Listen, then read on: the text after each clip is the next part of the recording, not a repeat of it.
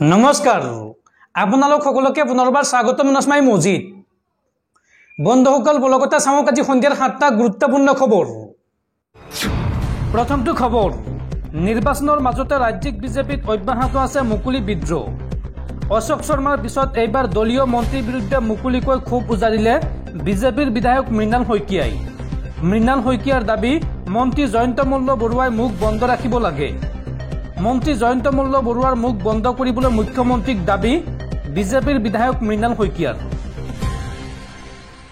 পুনৰ দলীয় নেতাৰ বিৰুদ্ধে মুকুলি প্ৰতিক্ৰিয়া বিজেপিৰ বিধায়কৰ এইবাৰ মন্ত্ৰীৰ বিৰুদ্ধে বিদ্ৰোহ বিধায়ক মৃণাল শইকীয়াৰ মন্ত্ৰী জয়ন্ত মল্ল বৰুৱাৰ মুখ বন্ধ কৰিবলৈ মুখ্যমন্ত্ৰীক আহ্বান বিজেপিৰ বিধায়ক মৃণাল শইকীয়াৰ দলীয় কাম কাজত জয়ন্ত মল্ল বৰুৱাই মাত মতাৰ বিৰোধিতা বিধায়কগৰাকী জয়ন্ত মল্লক অহংকাৰী আখ্যা মৃণাল শইকীয়া খুমটাই সমষ্টিৰ বিজেপিৰ বিধায়ক আৰু জয়ন্ত মল্ল বৰুৱাৰ অহংকাৰৰ বাবে কেইবা হাজাৰ ভোটৰ ক্ষতি হৈছে বিজেপি দলৰ যাৰ বাবে মুখ্যমন্ত্ৰীক আহ্বান জনাইছে মন্ত্ৰী জয়ন্ত মল্ল বৰুৱাৰ মুখ বন্ধ কৰিব লাগে ছ'চিয়েল মিডিয়াত মন্ত্ৰী জয়ন্ত মল্ল বৰুৱাৰ বিৰুদ্ধে ক্ষোভ প্ৰকাশ কৰিছে বিধায়ক মৃণাল শইকীয়াই পৰৱৰ্তী খবৰ অবৈধ ধন সৰবৰাহৰ গোচৰত এইবাৰ ইডিয়ে গ্ৰেপ্তাৰ কৰিলে ঝাৰখণ্ডৰ গ্ৰাম্য উন্নয়ন আৰু সংসদীয় পৰিক্ৰমা দপ্তৰৰ মন্ত্ৰী এইগৰাকী আলমগীৰ আলমক অবৈধ ধন সৰবৰাহৰ গোচৰত ইডিৰ জালত পৰিল ঝাৰখণ্ডৰ মন্ত্ৰী 9 ঘণ্টাৰ জেৰাৰ অন্তত কংগ্ৰেছ নেতা তথা মন্ত্ৰী আলমগীৰ আলমক গ্ৰেপ্তাৰ কৰিছে ইডিয়ে উল্লেখযোগ্য যে আলমগীৰৰ ব্যক্তিগত সচিবৰ ঘৰুৱা সহায়কৰ ঘৰত উদ্ধাৰ হৈছিল 34.50 কোটি টকা আৰু তাৰ পিছতে গ্ৰেপ্তাৰ কৰা হৈছে মন্ত্ৰীগৰাকীক পৰৱৰ্তী খবৰ হিমন্ত বিশ্ব শৰ্মা নেতৃত্বাধীন বিজেপি চৰকাৰক পুনৰ খুৰদাৰ সমালোচনা বিধায়ক অখিল গগৈৰ বিজেপিৰ দেউলীয়া চৰকাৰখনে ধন গোটাবলৈ ব্যৱস্থা হিচাপে লৈছে খুৰা ব্ৰিটিছে টানি খুওৱাৰ দৰে বিজেপি চৰকাৰে খুৰা খুৱাই দেউলীয়া কৰিব খুজিছে ৰাজ্যৰ সাধাৰণ জনতাক এই মন্তব্য বিধায়ক অখিল গগৈৰ ব্ৰিটিছে টানি খুওৱাৰ দৰে বিজেপি চৰকাৰে খুৰা খুৱাই দেউলীয়া কৰিব খুজিছে ৰাজ্যৰ সাধাৰণ জনতাক এইখন চৰকাৰ শাসনত থকাৰ অধিকাৰ নাই বিজেপিৰ দেউলীয়া চৰকাৰখনে ধন গোটাবলৈ ব্যৱস্থা হিচাপে লৈছে খুৰা এয়া দুৰ্ভাগ্যজনক কথা চৰকাৰ কেৱল ধনৰে নহয় মনেৰেও দেউলীয়া হৈছে খুৰা বিক্ৰী বৃদ্ধিৰ বাবে চৰকাৰে দিয়া টাৰ্গেটক লৈ বিধায়ক অখিল গগৈৰ এই প্ৰতিক্ৰিয়া বন্ধুসকল তাৰপিছত 4 নম্বৰ খবৰটো জনোৱাৰ আগতে আপোনালৈ এটা সৰু ৰিকুৱেষ্ট যদি তেওঁলোকে এই ভিডিঅ'ত লাইক কৰা নাই তেন্তে প্লিজ এটা লাইক কৰি দিয়ক আৰু এনেকুৱা ধৰণৰ নতুন ভিডিঅ' পাবলৈ চেনেলটো ছাবস্ক্ৰাইব কৰি কাষত থকা বেল আইকনটো প্ৰেছ কৰি ৰাখক পৰৱৰ্তী খবৰ সাৱধান ৰাজ্যবাসী প্ৰচণ্ড গৰমে দহিছে ৰাজ্য আৰু আগন্তুক 5 দিনত ৰাজ্যৰ পৰিস্থিতি আৰু ভয়ংকৰ হ'ব পাৰে এই সতৰ্কবাণী ভাৰতীয় বতৰ বিজ্ঞান কেন্দ্ৰৰ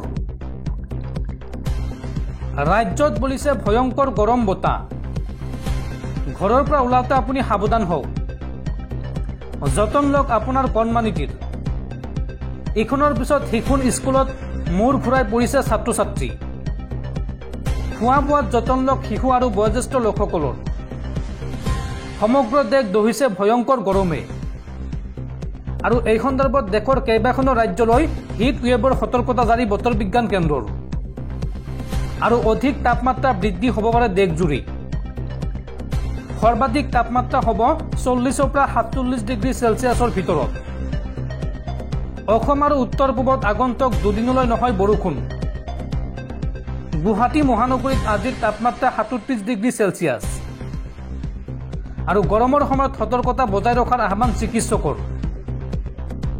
এই সন্দৰ্ভত দেশৰ কেইবাখনো ৰাজ্যলৈ সতৰ্কবাণী বতৰ বিজ্ঞান কেন্দ্ৰৰ ৰাজ্যকেইখন হৈছে ক্ৰমে উৰিষ্যা পশ্চিমবংগ ঝাৰখণ্ড মহাৰাষ্ট্ৰ কৰ্ণাটক অন্ধ্ৰপ্ৰদেশ পুডুচেৰী তেলেংগানা ছত্তীশগড় ঝাৰখণ্ড আৰু তামিলনাডুত অধিক ভয়ংকৰ হ'ব পৰিস্থিতি এই কথা জনাইছে বতৰ বিজ্ঞান কেন্দ্ৰই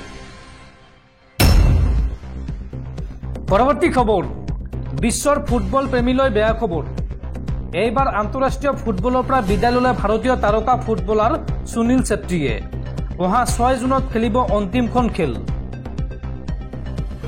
আন্তঃৰাষ্ট্ৰীয় ফুটবলৰ পৰা অৱসৰৰ কথা ঘোষণা ভাৰতৰ ফুটবল আইকন সুনীল ছেত্ৰীৰ। 39 বছৰীয়া ফুটবলাৰগৰাকীয়ে নিজৰ টুইটাৰৰ জৰিয়তে জনালে অৱসৰৰ কথা। কুৱেইটৰ বিৰুদ্ধে কলকাতাত 6 জুনত শেষৰখন খেলত অংশ ল'ব সুনীল ছেত্ৰীয়ে। পৰৱৰ্তী খবৰ, ৰাজ্যত সংঘটিত হৈছে আন এক ভয়ংকৰ ঘটনা। এইবাৰ চিপাঝাৰৰ বামুণঝাৰত বিহু চোৱাৰ অপৰাধত এঘৰীয়া হ'ল 26টাকৈ পৰিয়াল। কোচ সম্প্ৰদায়ৰ ৰাইজে আয়োজন কৰিছিল বিহুৰ অনুষ্ঠান আৰু সেই বিহু চাবলৈ গৈছিল নাথ সম্প্ৰদায়ৰ 26টাকৈ পৰিয়াল। বিহু চোৱাৰ অপৰাধত এই 26টা পৰিয়ালক এঘৰীয়া কৰিলে গাঁৱৰ ৰাইজে, লগতে বিহিলে 10,000 টকাৰ জৰিমনা। আৰু এই ঘটনা পোহৰলৈ অহাৰ পিছতেই ৰাজ্যজুৰি তীব্ৰ প্ৰতিক্ৰিয়া। পৰৱৰ্তী খবৰ, ৰাজ্যৰ পেটুৱা আৰক্ষীসকল সাৱধান। অহা 16 আগষ্টৰ পৰা আৰম্ভ হ'ব BMI টেষ্ট 2.0। পুনৰ শাৰীৰিক সক্ষমতা প্ৰমাণ কৰিব লাগিব অসম আৰক্ষীৰ বিষয়া জোৱানসকলে। আজিৰ দিনটোত এই কথা ঘোষণা কৰিছে অসম আৰক্ষীৰ সঞ্চালক প্ৰধান GP সিঙে। পৰৱৰ্তী খবৰ, এইবাৰ নিৰ্বাচনত বিজেপি হাৰিব। 4 জুন 2024ত প্ৰধানমন্ত্ৰীৰ চকী হেৰুৱাব নৰেন্দ্ৰ মোদীয়ে। নৰেন্দ্ৰ মোদী আৰু দেশৰ প্ৰধানমন্ত্ৰী হ'ব নোৱাৰে। দেশৰ ইতিহাসৰ সৰ্ববৃহৎ পৰাজয়ৰ সন্মুখীন হ'বলৈ গৈ আছে বিজেপি আৰু প্ৰধানমন্ত্ৰী মোদীৰ বিৰুদ্ধে এই বিস্ফোৰক মন্তব্য কংগ্ৰেছৰ যুৱৰাজ ৰাহুল গান্ধীৰ। ইণ্ডিয়া এলায়েন্সৰ ধুমুহাত এইবাৰ তছনছ হৈ পৰিব বিজেপি। দেশৰ ইতিহাসৰ সৰ্ববৃহৎ পৰাজয়ৰ সন্মুখীন হ'বলৈ গৈ আছে বিজেপি। নৰেন্দ্ৰ মোদী আৰু দেশৰ প্ৰধানমন্ত্ৰী হ'ব নোৱাৰে। 4 জুন 2024ত প্ৰধানমন্ত্ৰীৰ চকী হেৰুৱাব নৰেন্দ্ৰ মোদীয়ে। মোৰ এই কথা লিখি ৰাখক সংবাদ মাধ্যমে। এই মন্তব্য কংগ্ৰেছ নেতা ৰাহুল গান্ধীৰ। ৰাহুল গান্ধীয়ে লগতে কয় যে পৰাজয়ৰ ভয়ত এতিয়া আদানী আম্বানীৰ নাম লৈ ফুৰিবলৈ বাধ্য হৈছে প্ৰধানমন্ত্ৰী নৰেন্দ্ৰ মোদী। ন্যায়ৰ শক্তিৰ আগত অন্যায় পৰাস্ত হ'ব আৰু ইণ্ডিয়া এলায়েন্স জয়ী হ'ব। ইণ্ডিয়া এলায়েন্সৰ সকলো নেতাই সিংহ। নৰেন্দ্ৰ মোদী প্ৰধানমন্ত্ৰী নহয়, নৰেন্দ্ৰ মোদী এজন ৰজা। কিন্তু এতিয়া ৰজাক টেম্পোৱালা আদানীয়েও বচাব নোৱাৰে। কোনো পদ বা ক্ষমতাক লৈ মোৰ কোনো লালসা নাই। মই কেৱল হিংসাৰ দোকান আঁতৰাই প্ৰেমৰ দোকান খুলিব বিচাৰোঁ। দেশত এতিয়া জাতিগত লোকপিয়লৰ অত্যন্ত প্ৰয়োজন। এইবাৰৰ নিৰ্বাচন দেশৰ গণতন্ত্ৰ আৰু দেশৰ সংবিধান ৰক্ষাৰ যুঁজ। আৰু এই যুঁজখনৰ এফালে আছে দেশৰ গণতন্ত্ৰ আৰু সংবিধান ৰক্ষাৰ বাবে ওলাই অহা ইণ্ডিয়া এলায়েন্স, আৰু আনফালে আছে দেশৰ গণতন্ত্ৰ আৰু সংবিধান শেষ কৰিবলৈ উঠি পৰি লগা RSS বিজেপি। প্ৰধানমন্ত্ৰী নৰেন্দ্ৰ মোদী আৰু বিজেপিৰ বিৰুদ্ধে এইদৰে আক্ৰমণাত্মক ৰূপত দেখিবলৈ পোৱা গ'ল কংগ্ৰেছ নেতা ৰাহুল গান্ধী। পৰৱৰ্তী খবৰ, যান বাহনৰ গৰাকীলৈ জৰুৰী নিৰ্দেশনা। এটা ফোন কলতে আপোনাৰ ঘৰত আহি সকলো কাম কৰি দিব পৰিবহণ বিভাগৰ লোকে। 12 দিনৰ ভিতৰত আপুনি কৰি লওক এইসমূহ কাম, অন্যথা বিপদত পৰিব আপুনি। আপোনাৰ বাবে পৰিবহণ বিভাগৰ বাম্পাৰ অফাৰ। এটা ফোন কলতে আপুনি পাব যান বাহনৰ সকলো সুবিধা। এই সন্দৰ্ভত 4টাকৈ ফোন নম্বৰ মুকলি কৰিছে যান বাহনৰ সকলো গৰাকীৰ বাবে। যান বাহনৰ লাখ লাখ গৰাকীৰ বাবে ডাঙৰ খবৰ। 1 মে'ৰ পৰা 28 মে'লৈকে পৰিবহণ বিভাগে আৰম্ভ কৰিছে বিশেষ জনসেৱা কাৰ্যসূচী। এই সময়ছোৱাত ঘৰৰ পৰা আপোনালোকে কৰিব পাৰিব যান বাহনৰ সকলো কাম কাজ। ইঞ্চুৰেঞ্চ, ফিটনেছ, পাৰ্মিট, প্ৰদূষণ, বকেয়া সকলো কৰ আদায় দিব পাৰিব ঘৰৰ পৰাই। পৰিবহণ বিভাগৰ দল গৈ ঘৰতে কৰি দিব আপোনাৰ এইসমূহ কাম। যিসকলৰ বাবে এই সুবিধাৰ প্ৰয়োজন তেওঁলোকৰ বাবে মুকলি কৰা হৈছে 4টাকৈ বিশেষ ফোন নম্বৰ। 4টাকৈ ফোন নম্বৰ মুকলি কৰি দিছে চৰকাৰে। ফোন নম্বৰ কেইটা হৈছে ক্ৰমে, প্ৰথম নম্বৰটো হৈছে 9577992153। দ্বিতীয় নম্বৰটো হৈছে 8011333013।